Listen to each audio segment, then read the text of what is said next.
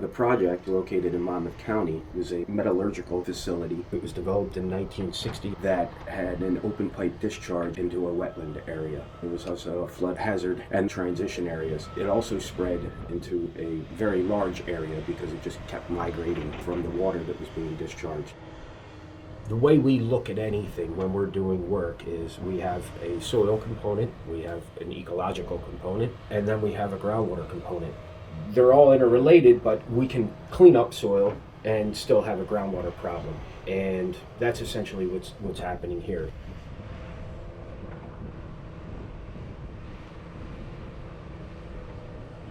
The first step of the process in which we actually got to remediation was we had to remove all the forest in this 3/4 acre area. We did that with chainsaws and machines.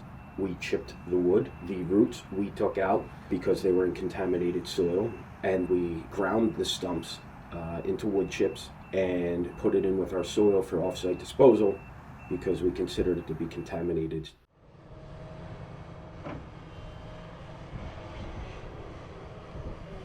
We used a Planck's averaging technique called decent polygons. We're able to take a 2-acre section of the site, and we evaluated the contaminant concentrations across that area.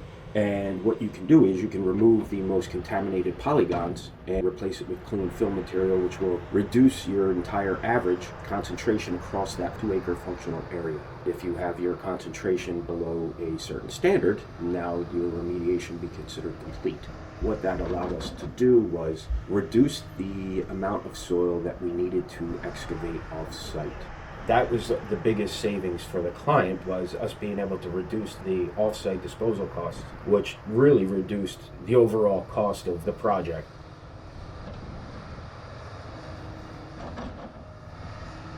So once we excavated all of the contaminated soil back, we filled the soil in with fill material. And after we spread and compacted the orange fill material, which was sampled to demonstrate that it is clean and there's no contaminants, we then put 1 foot to 18 inches of topsoil on top of it because we had to reestablish our wetland.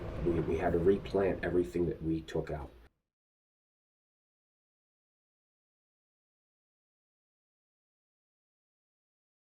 There was about 533 plants and shrubs that we put in the ground to reestablish the wetland. And then we have a couple different woodlands mixes that we used to reestablish the grasses there. The biggest thing with this restoration is the survival rate.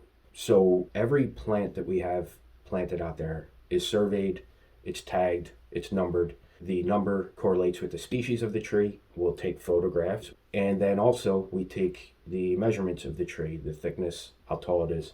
And we need to monitor this and show that these are actually reestablishing and growing. After they really start to get reestablished, we want to really make sure that we're having a good survival rate, because at the end of 5 years, we need to have 85% of the plants that we planted surviving.